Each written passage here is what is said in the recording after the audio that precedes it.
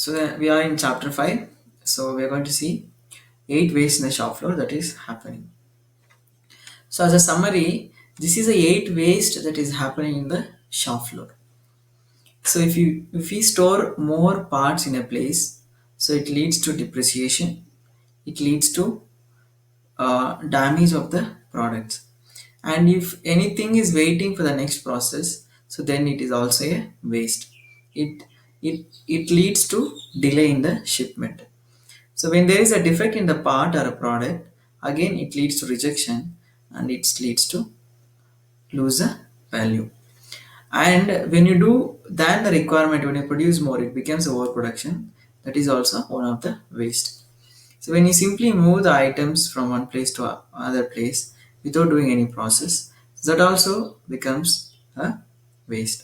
So when you transport a bulk of material to one place to another, though this is a required thing in order to ship the parts. So when you transport it, that's also becomes one of the waste. When you do over processing than the customer requirement, then that also becomes a waste in the manufacturing. So these are the waste that is happening in the production working area. For this, customer will not pay.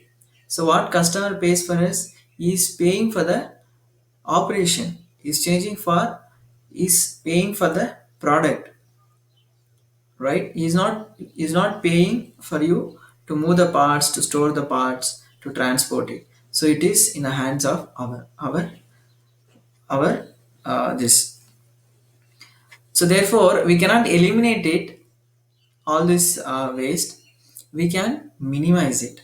So let us see what to finally see what is the eighth waste. We have seven here. So eighth one we'll see at the last. So the first one is waste of inventory. These excessive inventory often don't meet customers' need and don't add value. They only increase storage and depreciation cost. So that is about waste of inventory. Waste of waiting. Items waiting for process, person waiting for raw material for processing, person waiting for tools to process. For example, goods waiting to be delivered, equipment waiting to be fixed, or a document waiting for approval from executive. So these activities which is waiting, which will delay a further bigger shipment or activity for the company.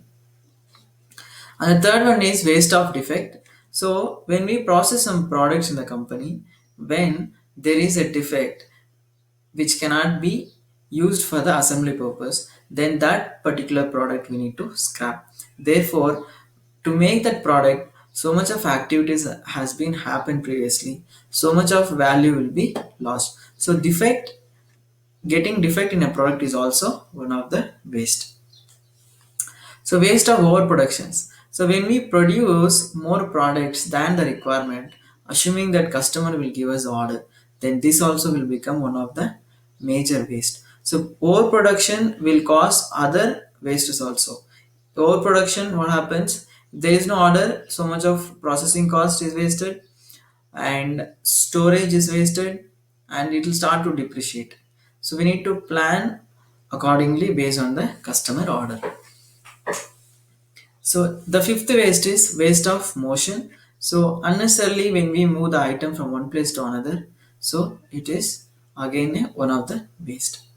So the next one is waste of transportation. When we transport for processing small processing to vendors or to other area, then for the transportation there is a cost, and for the cost customer will not pay us. So therefore, waste of transportation is also one of the waste.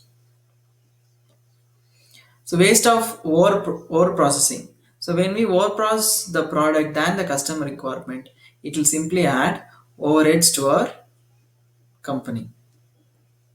The eighth waste, as we told, the eighth waste is the wasting the ideas from the employees. There will be many ideas from the employees to improve the process in a better way. So we shall have a method to take up that idea and implement in the shop floor. So list down any two ways that is happening in your organizations or in your day-to-day life.